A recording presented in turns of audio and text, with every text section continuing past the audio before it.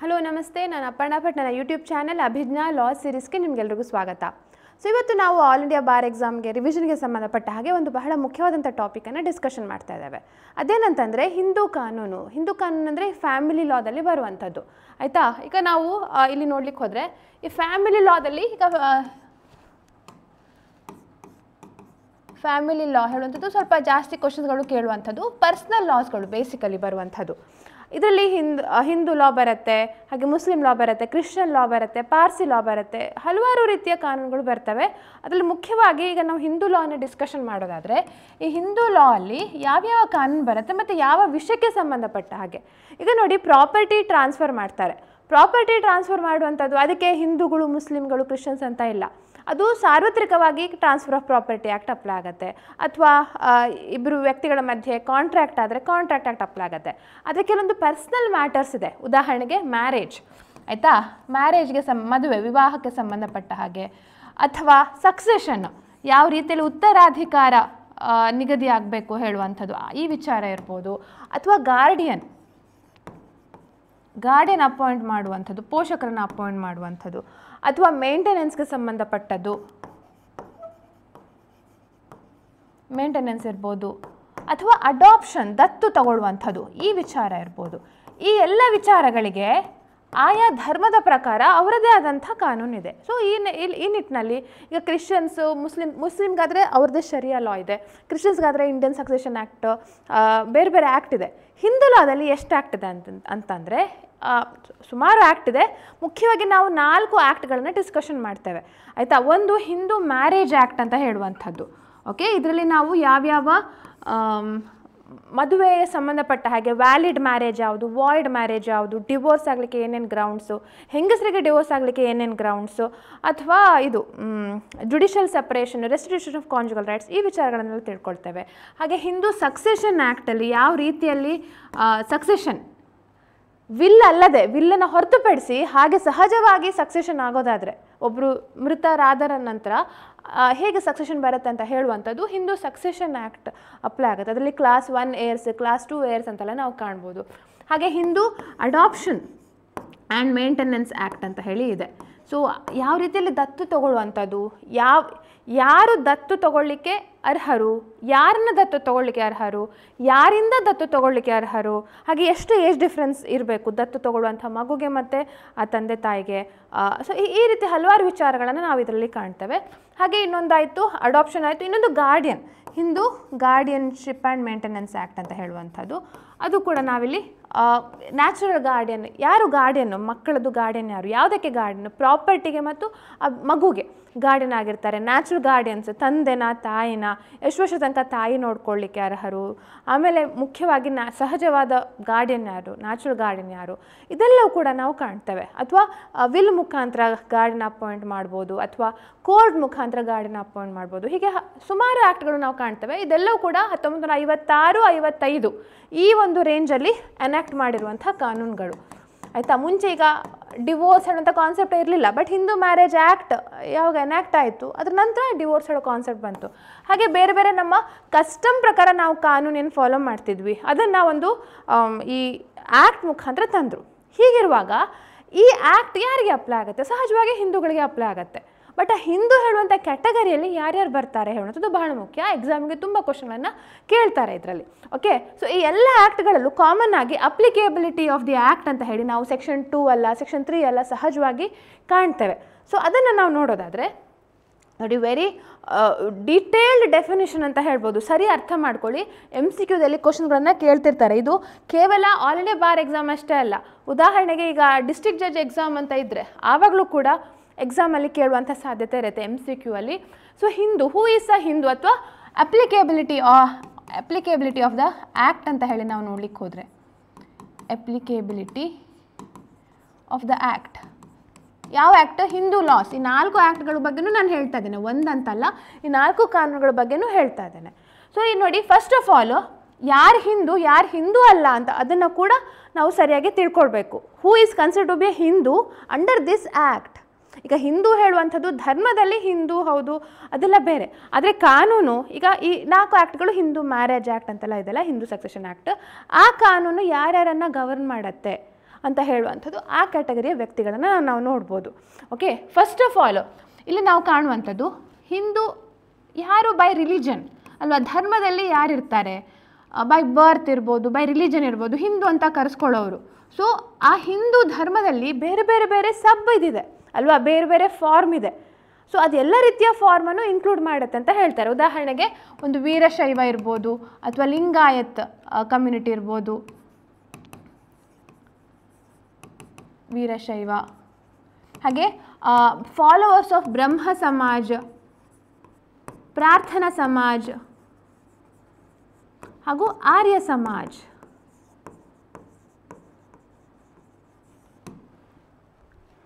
So by birth, by religion, normally ಅಂದರೆ ಹುಟ್ಟಿನಿಂದ ಅಂದರೆ ಹೇಗಿದಾಗತ್ತೆ, ತಂದೆ ತಾಯಿ ಇಬ್ಬರು ಧರ್ಮದಲ್ಲಿ ಹಿಂದೂ ಧರ್ಮದವರಾಗಿದ್ದರೆ ಆವಾಗ ಹಿಂದೂ ಕಾನೂನು ಅಪ್ಲೈ ಆಗುತ್ತೆ.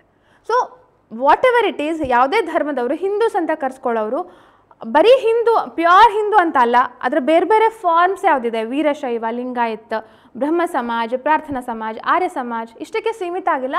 ಇನ್ನು ಹಲವಾರು ಬೇರೆ ಬೇರೆ ಪಂಥಗಳೆಲ್ಲ ಇರ್ತಾವಲ್ಲ, ಅವುಗಳೆಲ್ಲವೂ ಕೂಡ ಈ ಕ್ಯಾಟಗರಿಯಲ್ಲೇ ಬರ್ತವೆ. ಆಯಿತಾ, Hindu, the concept of Hindu ಅಲ್ಲಿ ಬರುತ್ತೆ. ಇದು ಒಂದಾಯಿತು. ಹಾಗೆ ಇನ್ನು ನೆಕ್ಸ್ಟ್ ಕ್ಯಾಟಗರಿ ಯಾವುದಂತಂದರೆ ಯಾರು ಬುದ್ಧಿಸ್ಟ್, ನೋಡಿ ಬುದ್ಧ ಧರ್ಮ ಫಾಲೋ ಮಾಡೋರು ಬುದ್ಧಿಸ್ಟ್, ಯಾರು Jain,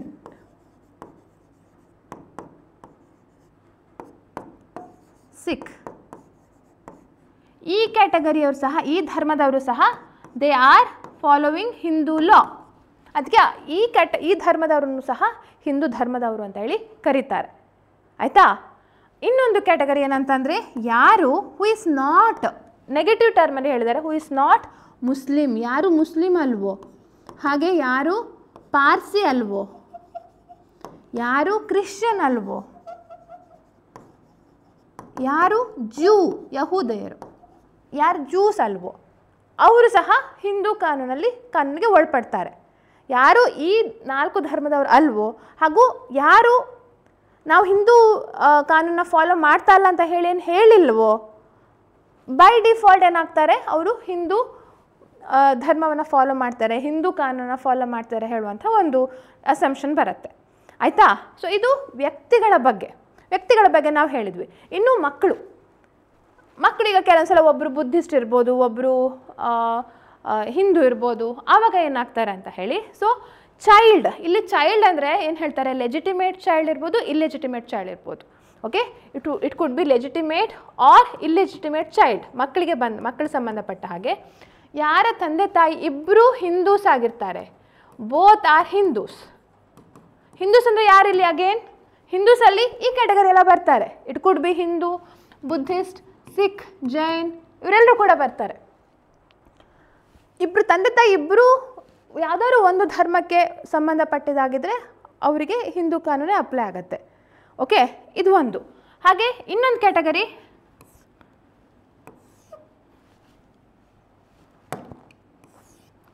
legitimate or illegitimate child. ಅದರಲ್ಲಿ ಒಬ್ಬರು one parent is member of this. One parent Hindu ಇರ್ಬೋದು, ಅಥವಾ ಬುದ್ಧಿಸ್ಟ್ ಇರ್ಬೋದು, ಅಥವಾ ಸಿಖ್ ಇರ್ಬೋದು, ಅಥವಾ ಜೈನ್. ಇನ್ನೊಂದು ಪೇರೆಂಟ್ ಬೇರೆ ಯಾವುದಾದ್ರು ಧರ್ಮ ಇರ್ಬೋದು.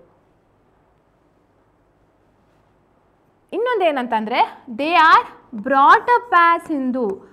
ಆ ರೀತಿಯಲ್ಲಿ ಕೇವಲ ಈಗ ಈ 4 ಧರ್ಮದಲ್ಲಿ ಯಾವುದಾದ್ರೂ ಒಂದು ಧರ್ಮಕ್ಕೆ ಆ ಮಗುವಿನ ತಂದೆ ಅಥವಾ ತಾಯಿ ಸಂಬಂಧಪಟ್ಟಿದ್ದಾಗಿದ್ದರೆ ಅಷ್ಟೇ ಆದರೆ ಸಾಕಾಗೋದಿಲ್ಲ. ಅವರನ್ನು ಹಿಂದೂ ಸಂಪ್ರದಾಯ ಥರ, ಹಿಂದೂ ಆಚಾರ ವಿಚಾರಗಳ ಥರ, ಅಂದರೆ ಅವ್ರು ಯಾವ ಧರ್ಮಕ್ಕೆ ಸೇರಿದ್ರೆ ಅದೇ ರೀತಿ ಅವರನ್ನು ಬೆಳೆಸಿದಿದ್ರೆ ಆವಾಗ ಹಿಂದೂ ಅಂತ ಹೇಳಿ ಕರೆಸ್ಕೊಳ್ತಾರೆ.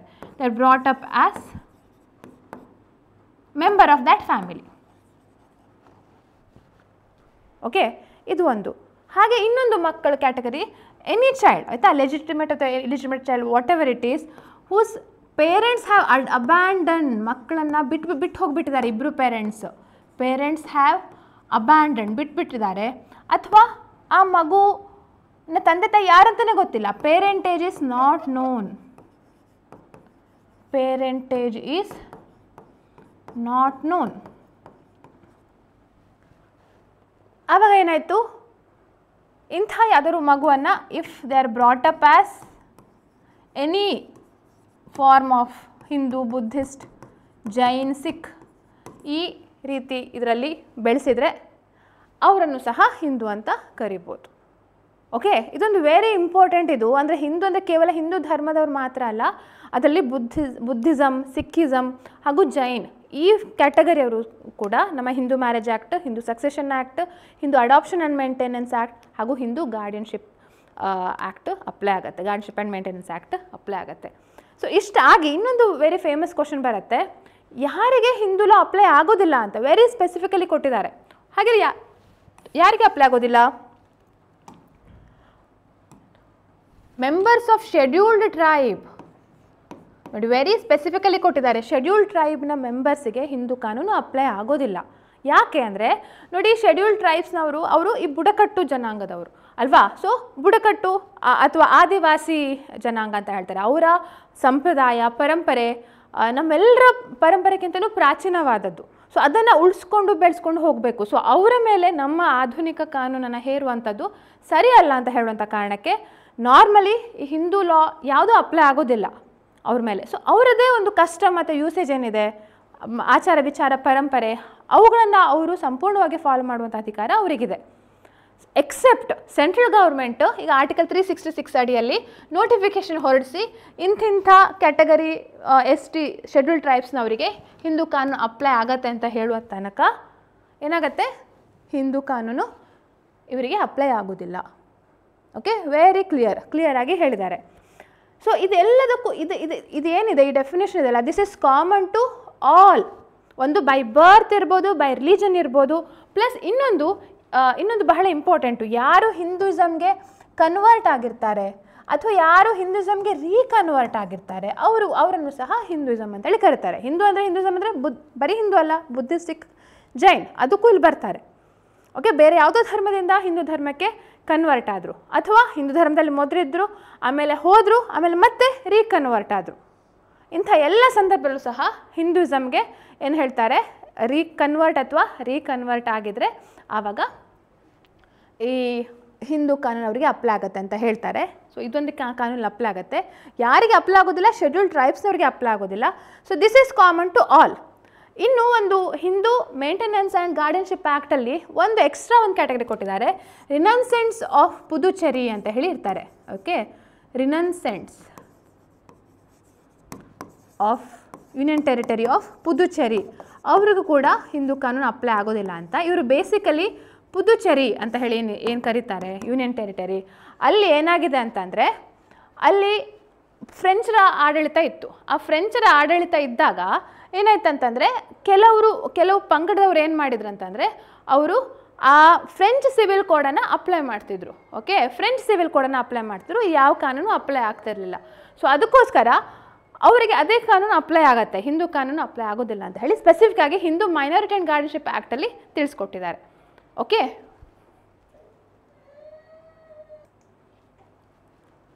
ಸೊ ಇಷ್ಟು ಒಂದು ವಿಷಯಗಳನ್ನು ನಾವಿಲ್ಲಿ ತಿಳ್ಕೊಳ್ತೇವೆ. MCQದಲ್ಲಿ ಕೇಳ್ತಾರೆ, ಬೇರೆ ಬೇರೆ ಆಪ್ಷನ್ಸ್ಗಳು ಕೊಟ್ಟು ಯಾರ್ಯಾರಿಗೆ ಹಿಂದೂ ಕಾನೂನು ಅಪ್ಲೈ ಆಗುತ್ತೆ, ಯಾರಿಗೆ ಹಿಂದೂ ಕಾನೂನು ಅಪ್ಲೈ ಆಗೋದಿಲ್ಲ ಅಂತ ಹೇಳ್ತಾರೆ. ಸೊ 4 ಆ್ಯಕ್ಟ್ಗಳು ಸೇರಿ ಒಂದೇ ಡೆಫಿನೇಷನ್ ನಾವಿಲ್ಲಿ ನೋಡ್ಬೋದು, ಅಪ್ಲಿಕೇಬಿಲಿಟಿ ಆ್ಯಕ್ಟ್ ಅಂತ ಹೇಳಿ. ಸೊ ಇದು ಒಂದು ಇಂಪಾರ್ಟೆಂಟ್ ಇದು. ಸೊ ಹಾಗೆ ಇದೇ ರೀತಿ ನಿಮಗೆ ಆಲ್ ಇಂಡಿಯಾ ಬಾರ್ ಎಕ್ಸಾಮಿನೇಷನ್ಗೆ ಸಂಬಂಧಪಟ್ಟ ಕ್ಲಾಸಸ್ಗಳು ಬೇಕು ಅಂತಂದರೆ ನಮ್ಮ ಆ್ಯಪ್ ಆಲ್ರೆಡಿ ಇದೆ. ಸೊ ಇಲ್ಲಿ ನೀವು ಕಾಣ್ತಾ ಇರ್ಬೋದು, ಅಭಿಜ್ಞಾ ಲಾ ಸೀರೀಸ್ ಅಂತ ಗೂಗಲ್ ಪ್ಲೇಸ್ಟೋರಲ್ಲಿ ನೀವು ಡೌನ್ಲೋಡ್ ಮಾಡ್ಕೊಂಡ್ರೂ ಆಗುತ್ತೆ, ಅಥವಾ www.abhijnalegal.in ಅಂತ ಹೇಳುವಂಥ ವೆಬ್ಸೈಟನ್ನು ನೀವು ಡೌನ್ಲೋಡ್ ಮಾಡ್ಕೊಂಡ್ರೂ ಆಗುತ್ತೆ. ಸೊ ಇಲ್ಲಿ ನಾವು ಕೋರ್ಸಸ್ ಅಂತ ಹೇಳಿದ್ದು ಹೋಮ್ ಪೇಜು ಆಲ್ರೆಡಿ ಹಲವಾರು ಫ್ರೀ ಟೆಸ್ಟ್ಗಳನ್ನು ನಾವು ಕೊಟ್ಟಿದ್ದೇವೆ. ಇನ್ನು ಸದ್ಯದಲ್ಲೇ ಆಲ್ ಇಂಡಿಯಾ ಬಾರ್ ಎಕ್ಸಾಮಿನೇಷನ್ಗೆ ಮಾಕ್ ಟೆಸ್ಟ್ಗಳನ್ನು ಕೂಡ ನಾವು ನೀಡ್ತಿದ್ದೇವೆ. ಡಿಸೆಂಬರಲ್ಲಿ ನಾವು ಒಂದು ಪ್ಯಾಕೇಜನ್ನೇ ಮಾಡ್ತಿದ್ದೇವೆ ಮಾಕ್ ಟೆಸ್ಟ್ಗಳಿಗೆ ಸಂಬಂಧಪಟ್ಟ ಹಾಗೆ ಇಲ್ಲಿ ಕೋರ್ಸಸ್ಗಳಿಗೆ ಸಂಬಂಧಪಟ್ಟ ಹಾಗೆ ಕೋರ್ಸಸ್ ಅಂತ ನಾವು ನೋಡಿದರೆ ಇಲ್ಲಿ ಕಾಣ್ತವೆ ನೋಡಿ, ಆಲ್ ಇಂಡಿಯಾ ಬಾರ್ ಎಕ್ಸಾಮಿನೇಷನ್ ಹೇಳುವಂಥ ಒಂದು ಕೋರ್ಸ್ ಇದೆ. ಸೊ ಇದರಲ್ಲಿ ನೀವು ನೋಡಿದರೆ ಆಲ್ರೆಡಿ 5000 ರೂಪೀಸ್ಗೆ ಕೋರ್ಸ್ ಇರುವಂಥದ್ದು. ಆಲ್ರೆಡಿ 100+ ಲರ್ನಿಂಗ್ ಮೆಟೀರಿಯಲ್ ಇದೆ, 66 ವಿಡಿಯೋಸ್ಗಳು ನಾವಿಲ್ಲಿ ಕಾಣ್ತೇವೆ ಆಯಿತಾ. ಇಲ್ಲಿ ಕಂಟೆಂಟ್ ಸೆಕ್ಷನಲ್ಲಿ ಏನಿದೆ, ಇಲ್ಲಿ ನೀವು ಡೆಮೋ ವಿಡಿಯೋ ಕೂಡ ನೋಡ್ಬೋದು. ಇಲ್ಲಿ ಕಂಟೆಂಟ್ ಸೆಕ್ಷನ್ಗೆ ಹೋದರೆ ಬೇರೆ ಬೇರೆ ಆ್ಯಕ್ಟಿಂದು ಅಲ್ಲಿ ಇದು ಕಾಣ್ಬೋದು. ಹಾಗೆ ಇನ್ನು ಸದ್ಯದಲ್ಲೇ ಹಲವಾರು ಇದು ಕೂಡ ಅಪ್ಲೋಡ್ ಆಗಲಿಕ್ಕಿದೆ. ಇಲ್ಲಿ ಮೈನರ್ ಲಾಸ್ಗಳು ಕೂಡ ಅಪ್ಲೋಡ್ ಆಗ್ತಾ ಇದೆ. ಪ್ರತಿದಿನ ಒಂದೊಂದು ವೀಡಿಯೋಗಳನ್ನು ನಾವಿಲ್ಲಿ ಅಪ್ಲೋಡ್ ಮಾಡ್ತಾ ಇದ್ದೇವೆ. ಸೊ ಇದನ್ನು ಫಾಲೋ ಮಾಡಿ. ಇಂಟ್ರೆಸ್ಟ್ ಇದ್ದರೆ ಖಂಡಿತವಾಗಿ ತೊಗೊಳ್ಬೋದು. ಜಸ್ಟ್ ಗೆಟ್ ದಿಸ್ ಕೋರ್ಸ್ ಅಂತ ಹೇಳಿ ನೀವು ಕ್ಲಿಕ್ ಮಾಡಿದರೆ ಸಾಕು, ಇಲ್ಲಿ ನಿಮ್ಮ ಫೋನ್ ನಂಬರು ಲಾಗಿನ್ ಹಾಕಿ ನೀವು ಇದನ್ನು ತೊಗೊಳ್ಬೋದು. ಸೊ ಈ ವಿಡಿಯೋ ಇಷ್ಟ ಆಗಿದರೆ ಖಂಡಿತವಾಗಿಯೂ ಲೈಕ್, ಕಮೆಂಟ್, ಶೇರ್, ಸಬ್ಸ್ಕ್ರೈಬ್ ಮಾಡಲಿಕ್ಕೆ ಮರಿಬೇಡಿ ಅಂತ ಹೇಳ್ತಾ, ಹಾಗೆ ನಮ್ಮ ಹಲವಾರು ಸ್ಟಡಿ ಮೆಟೀರಿಯಲ್ ಕೂಡ ಅವೈಲೇಬಲ್ ಇದೆ.